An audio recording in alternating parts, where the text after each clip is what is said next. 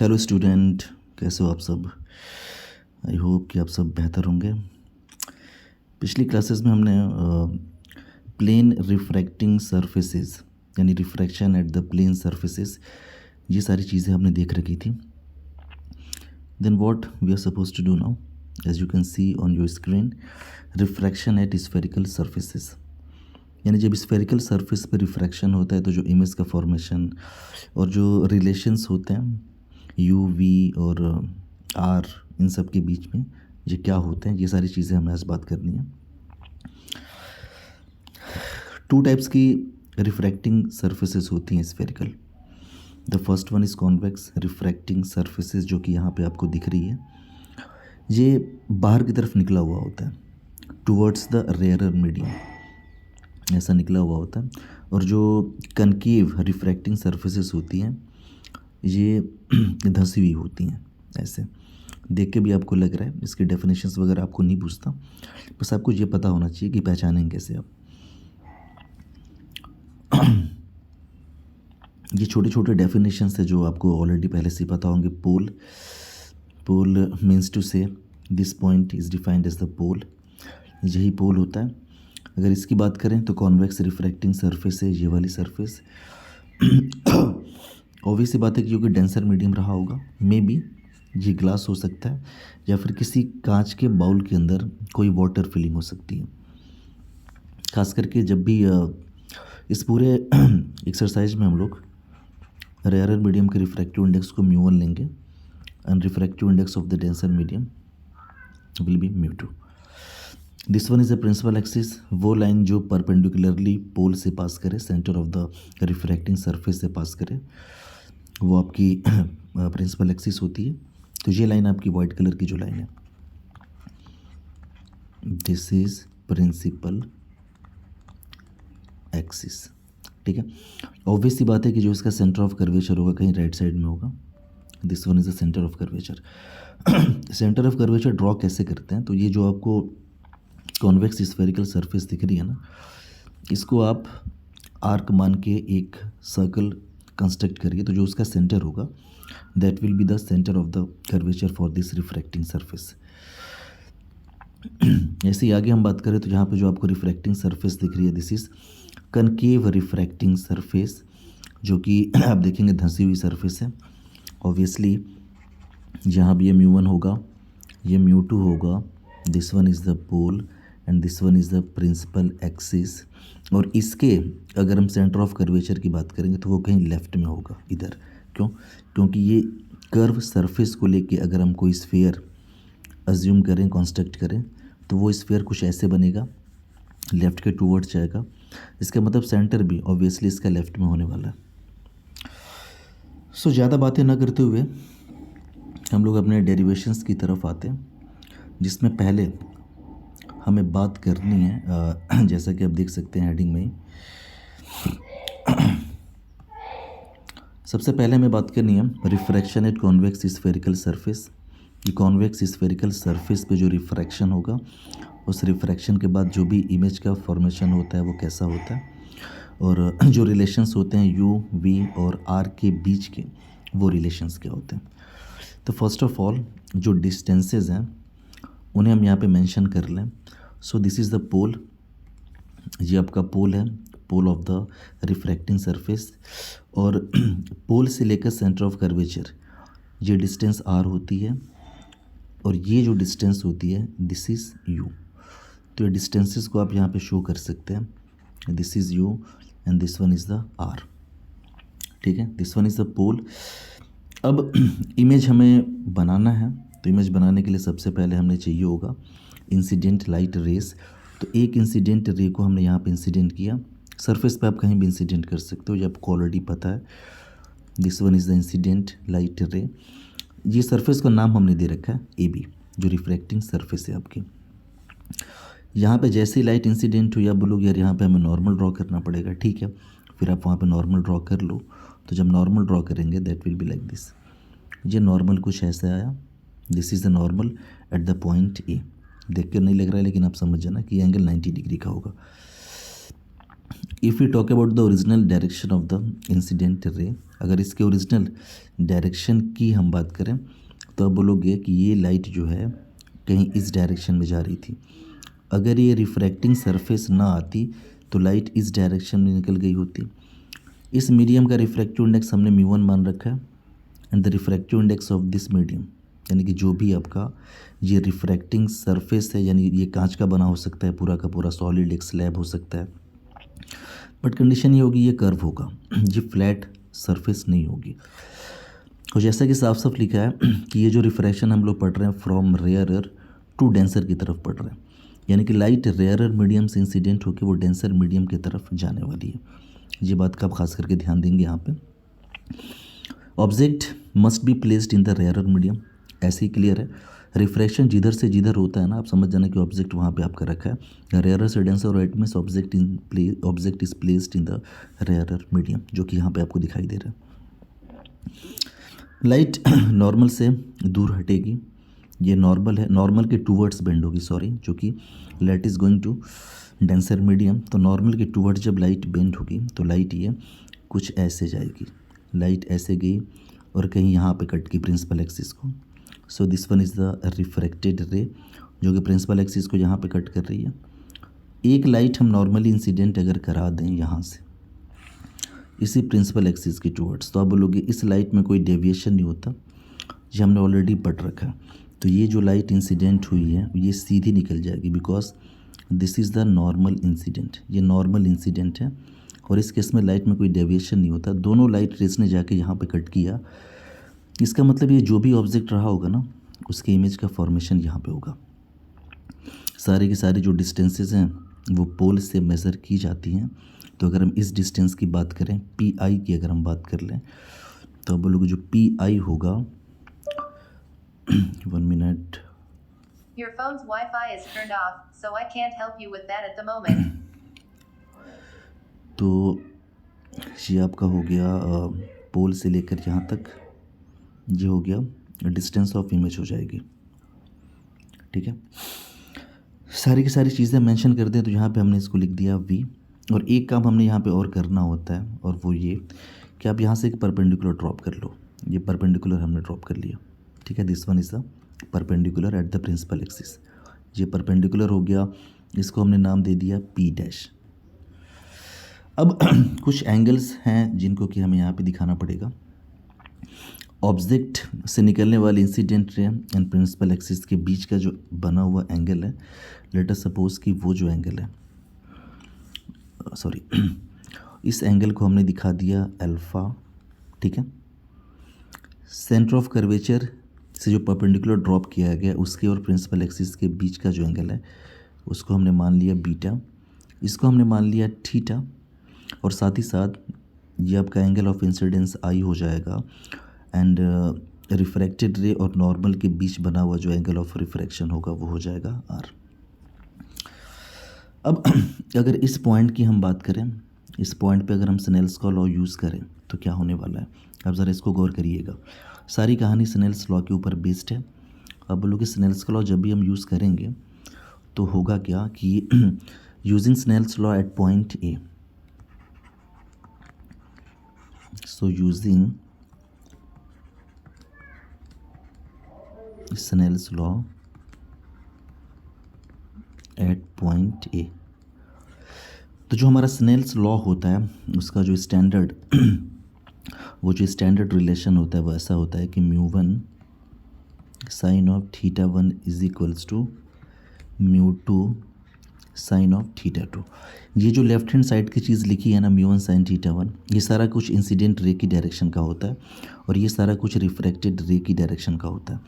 यानी μ1 is a refractive index जहाँ पे इंसिडेंट लाइट रे है जिस मीडियम में, θ1 उसी मीडियम में बना हुआ एंगल ऑफ इंसिडेंस, μ2 उस मीडियम का रिफ्रैक्टिव इंडेक्स जहाँ पे लाइट रिफ्रैक्शन के बाद जा रही है, θ2 उस मीडियम में बना हुआ एंगल ऑफ रिफ्रैक्शन।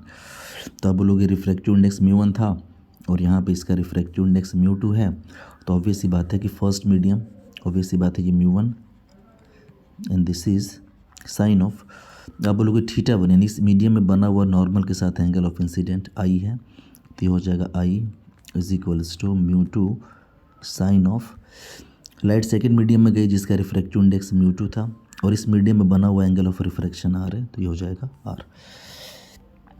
चूँकि एंगल्स बहुत छोटे हैं, आप ऐसा बोल सकते हैं, चूँकि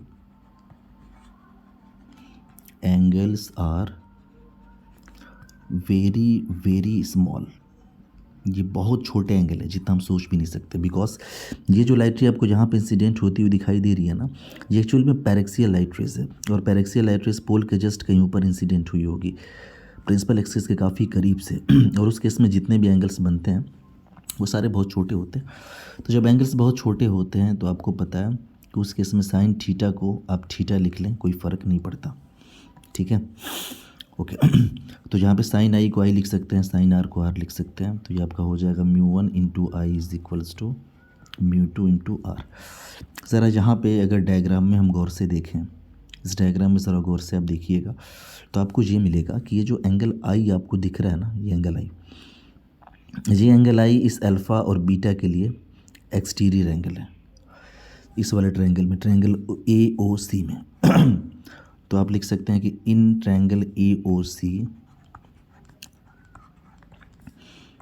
angle I is the exterior angle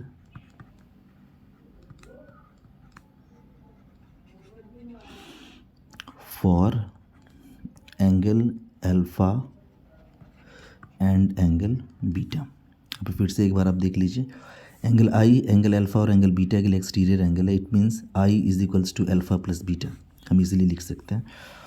तो आप बोलोगे which implies I is equals to alpha plus beta, ये हम यहाँ से एक रिलेशन हमने निकाला।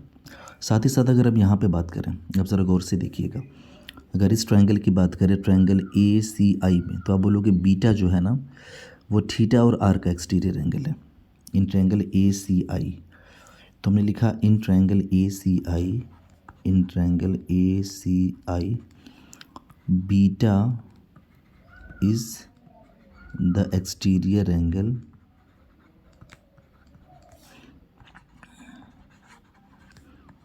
For angle R and angle theta, which implies हम यहाँ से ये लिख सकते हैं कि जो, सॉरी बीटा नहीं है, एक मिनट, हाँ सॉरी बीटा ही है,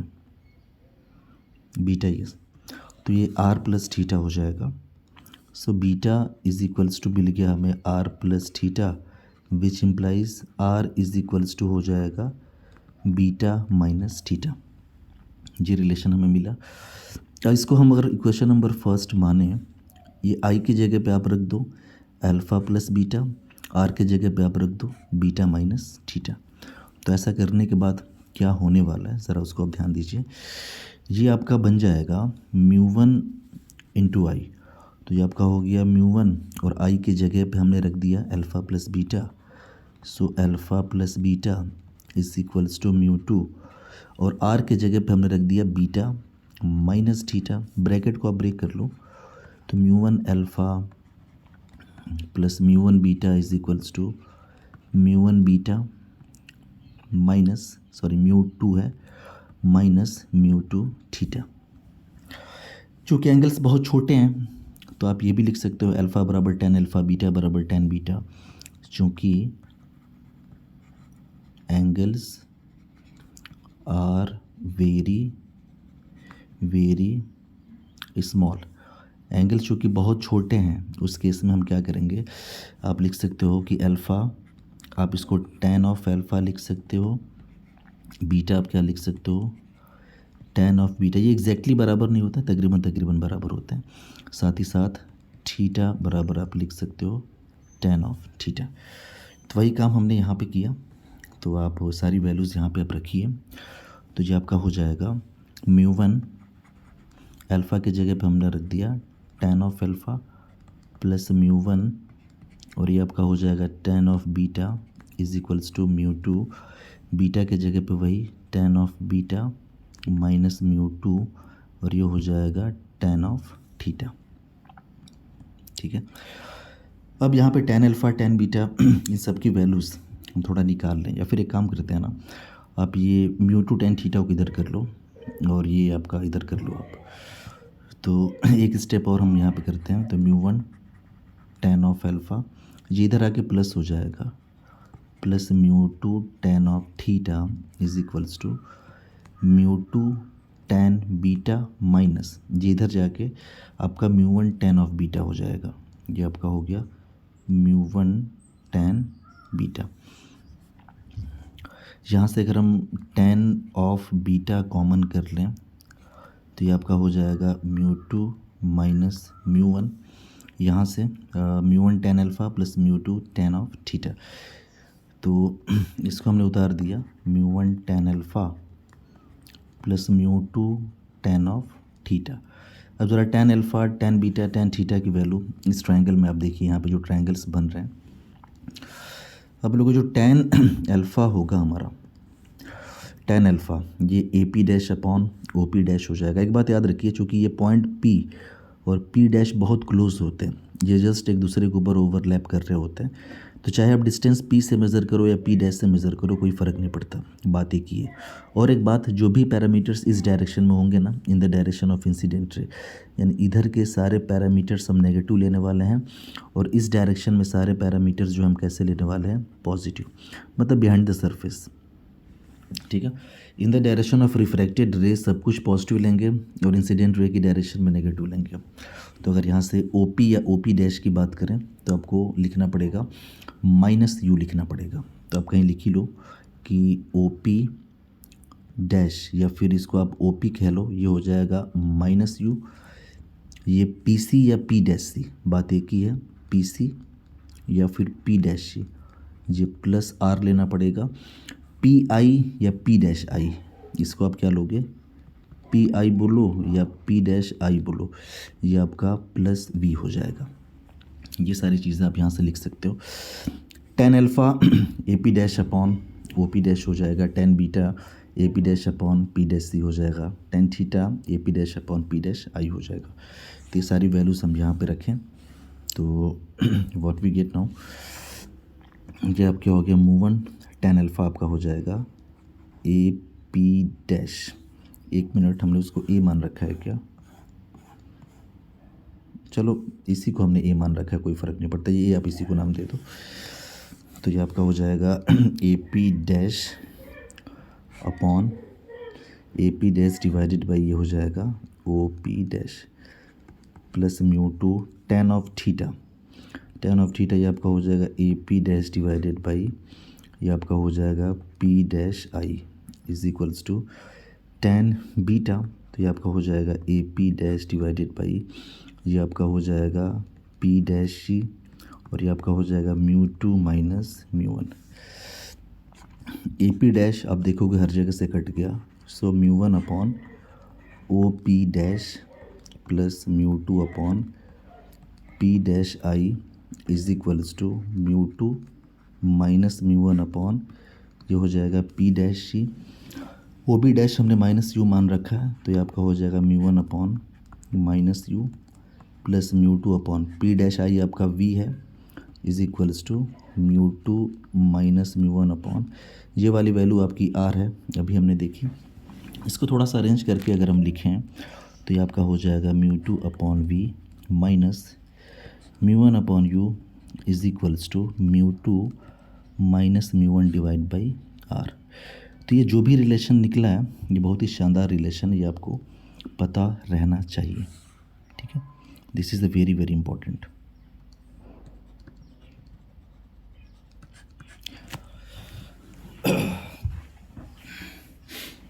तो उम्मीद करता हूँ कि आपको ये डेरिवेशन समझ में आया होगा, और अगर कुछ समझ में ना आया then please let me know, आप कमेंट बॉक्स में अपने कमेंट्स ज़रूर डालें। ठीक है, एक ख़ास बात और थी कि यहाँ पे जो भी इमेज का फॉर्मेशन हो रहा है दैट वाज रियल। ये रियल इमेज है बिकॉज लाइट रेज सच में रिफ्रैक्शन के बाद एक दूसरे को कट कर रही हैं, और उन्हें पढ़ रखा है कि अगर कन्वर्जिंग सेट्स ऑफ रिफ्रैक्टेड या रिफ्लेक्टेड रेज इमेज बनाती हैं तो वो रियल होता है। ये लाइट रेज कन्वर्ज हो रही हैं इस पॉइंट के टुवर्ड्स, तो यहाँ बनने वाला इमेज रियल होगा। क्या हो अगर इमेज वर्चुअल हो, क्या फार्मूला बदल जाएगा, थोड़ा सा उस पर हम लोग बात कर लें कि what happen if image is virtual, अगर इमेज ही आपका वर्चुअल हो।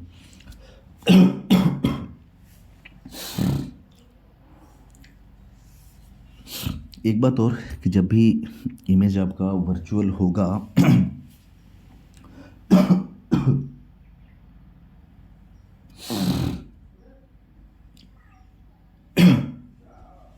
सॉरी, चलिए इसको देखते हैं।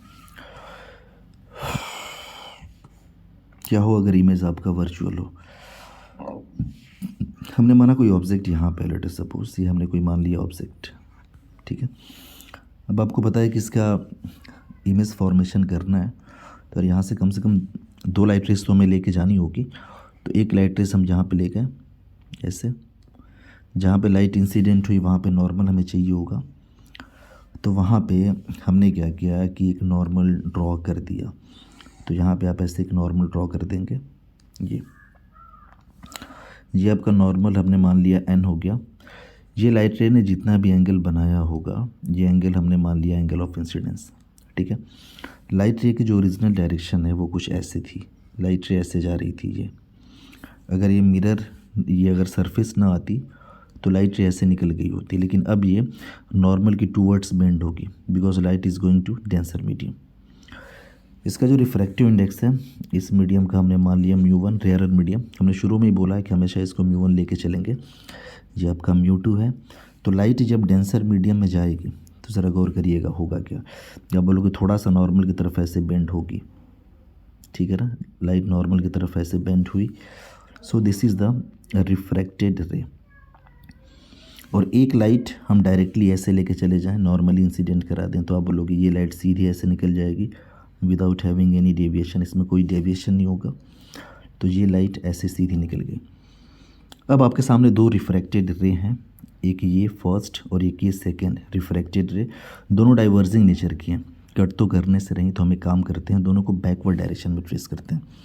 ये पता चल जाएगा कि बैकवर्ड इनको लेके आने पे कहाँ कट करेंगे। तो इसको हमने बैकवर्ड डायरेक्शन में ऐसे ट्रेस किया। एक मिनट, सॉरी। इस लाइट रे को हम ऐसे बैकवर्ड डायरेक्शन में ट्रेस करके लाए, तो यहाँ पे कहीं आ रही है। ये जो रिफ्रैक्ट हुई लाइट इस सरफेस के जस्ट बाद, पोल के जस्ट बाद, ये पोल था, तो पोल तक तो लाइट इंसिडेंट हुई थी, इसके बाद रिफ्रैक्ट हुई थी। जो रिफ्रैक्ट यहाँ से हुई है, इस लाइट को बैकवर्ड डायरेक्शन में हम ट्रेस करें तो ये कुछ ऐसे आएगी। दोनों लाइट रेस ने यहाँ पे कट किया एक दूसरे को। इसका मतलब कि ऑब्जेक्ट का, इस ऑब्जेक्ट का जो भी इमेज होगा वो कहाँ बनेगा, यहाँ बनेगा। ये आपका ऑब्जेक्ट, ये आपका पोल। एक काम और कर दें कि यहाँ से जो परपेंडिकुलर ड्रॉप करने वाला काम होता है वो हमने ड्रॉप ऐसे कर दिया। So this one is the perpendicular. ये पॉइंट आपका P डैश हो गया। डिस्टेंसेस वगैरह ज़रा हम दिखा लें तो डिस्टेंस हालांकि P से मेज़र किया जाता है, तो ये आपका हो जाएगा R। यह आपका हो जाएगा distance of object and this will be distance of image from the pole. ये सारी चीज़ें हम यहाँ पे मेंशन कर लें। ये आपकी हो गई R की वैल्यू, ये आपका हो जाएगा U का वैल्यू, ये आपका हो जाएगा V की वैल्यू। एंगल्स वगैरह की जहाँ तक बात है तो एंगल्स हम यहाँ पे फ्री हैं चूज़ करने के लिए। हमेशा ऑब्जेक्ट वाला एंगल आप अल्फ़ा लेना, थोड़ा सहूलियत रहता है, एक पैटर्न बन जाता है, क्योंकि पिछले केस में हमने ऐसा ही लिया था। जो सेंटर से नॉर्मल जा रहा है और प्रिंसिपल एक्सिस के बीच का जो एंगल है उसको आप बीटा ले लो। जो इमेज वाला एंगल है उसको आप ले लो थीटा। ये आपका एंगल ऑफ इंसिडेंस हो ही गया। साथ ही साथ अगर एंगल ऑफ रिफ्रैक्शन की बात करें, this will be angle of refraction r, क्योंकि रिफ्रैक्टेड रे और ये आपका नॉर्मल है उसके बीच का बना हुआ एंगल। सर एंगल्स के बीच में रिलेशंस की हम बात करें, आप बोलोगे यार जो आर है ना वो थीटा और बीटा के लिए एक्सटर्नल एंगल है, तो आप इसको लिख सकते हो कि r is the external angle, r is the external angle for किसके लिए, theta and beta, for theta and beta, which implies आप लिख सकते हो आर बराबर थीटा प्लस बीटा। जी हम लिख सकते हैं। साथ ही साथ और भी अगर आप कोई रिलेशंस देखें, आप इसको देखिए ना ध्यान से, अगर आई की बात करोगे ना तो ये अल्फ़ा और बीटा के लिए एक्सटर्नल एंगल है। I alpha is plus beta हो जाएगा, एंड आई जो है इज़ द एक्सटर्नल एंगल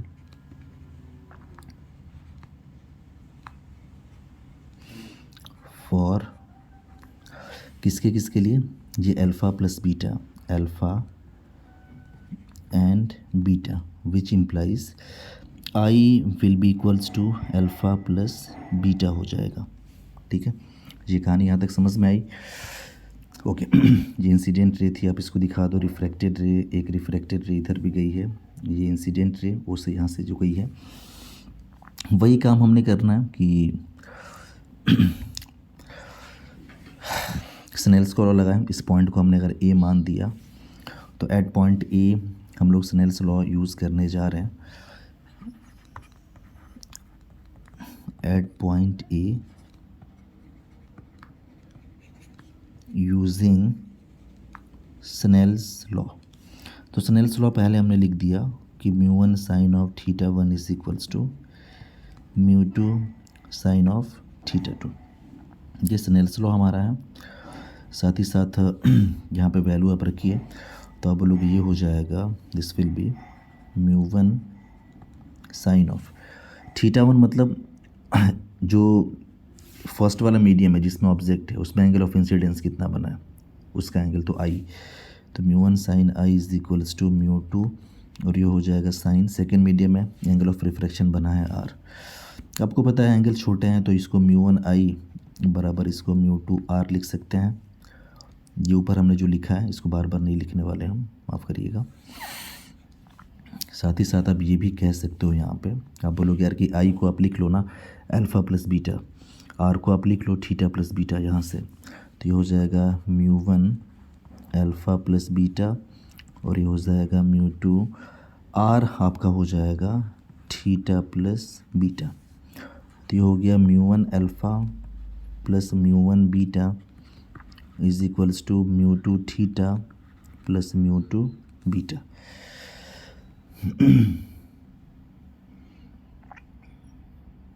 चलिए यहाँ तक कहानी सही है। अब आपको ये भी पता है कि अल्फ़ा बीटा चूँकि बहुत स्मॉल एंगल्स हैं तो इनको अगर tan थीटा लिख दिया जाए तो कोई हर्ज नहीं है tan के फॉर्म में। तो ये आपका हो जाएगा mu 1 tan of alpha plus mu 1 tan of beta बराबर ये mu 2 tan of theta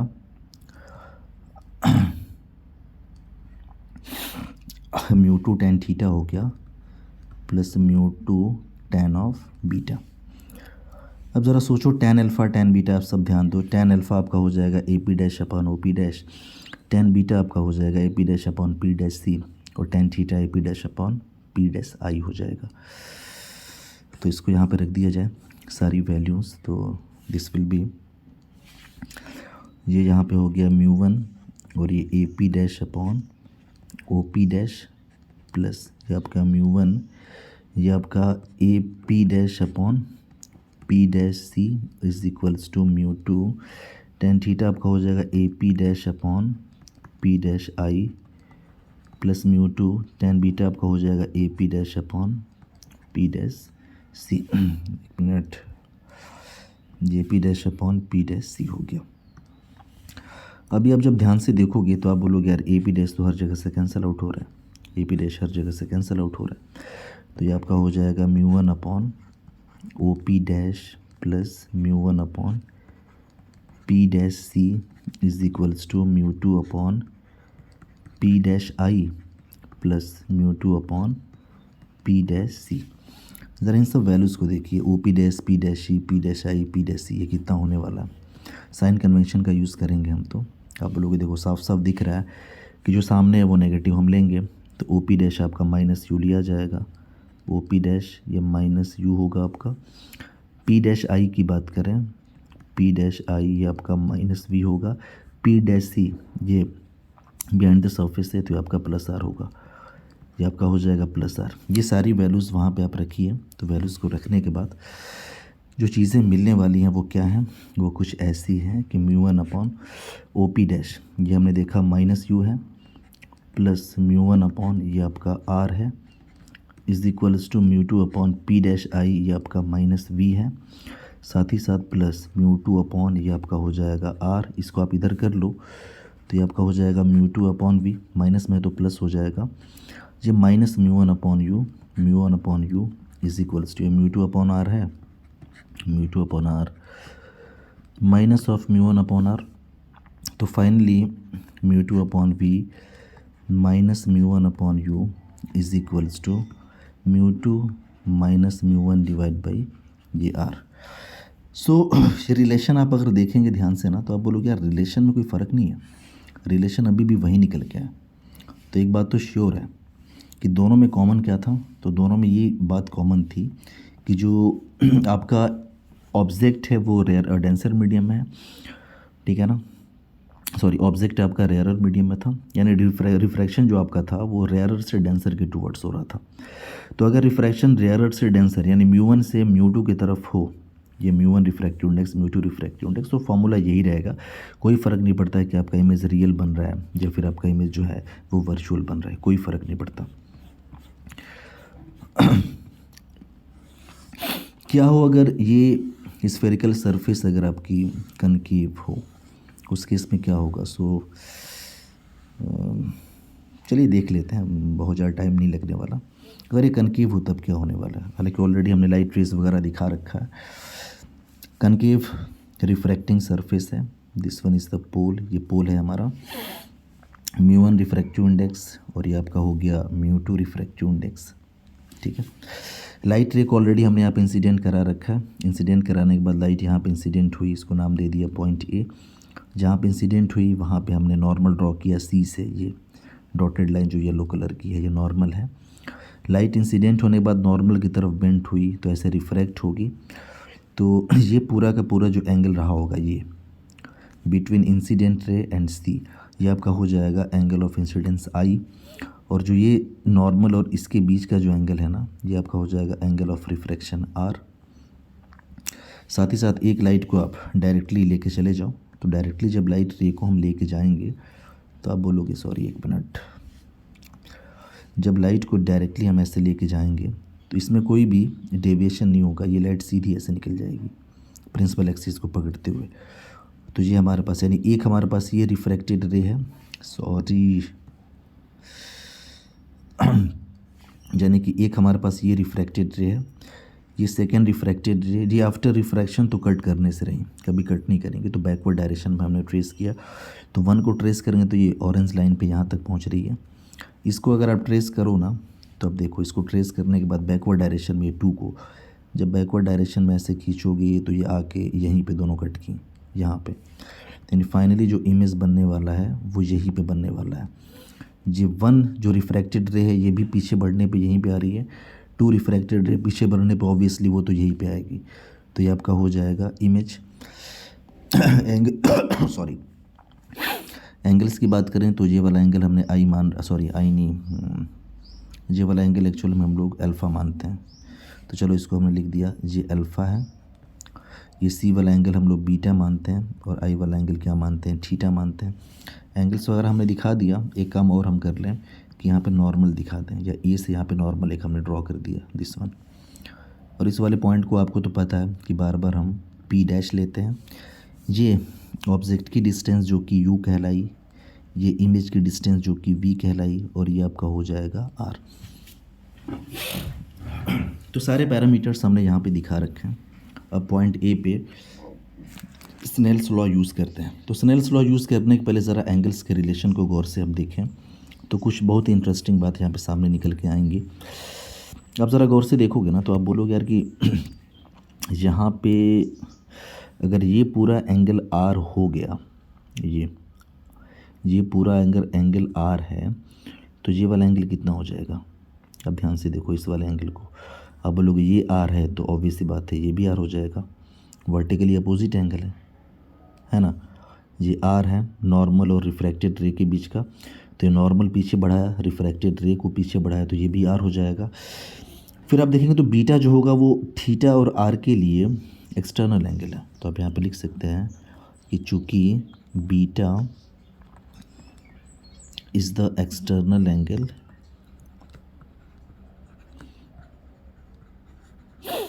for किस के लिए, आप बोलोगे for theta and r, for theta and r, which implies आप लिख सकते हो कि beta is equals to theta plus r, यानी कि थीटा आपका हो जाए सॉरी आर आपका हो जाएगा बीटा माइनस थीटा। ये एक रिलेशन मिला।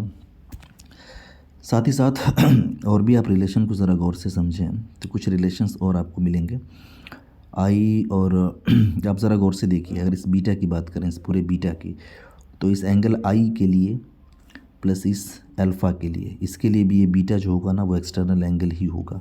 इन ट्रायंगल ओ ए सी की बात करें तो आप ऐसे लिख सकते हो कि in triangle O A C beta is the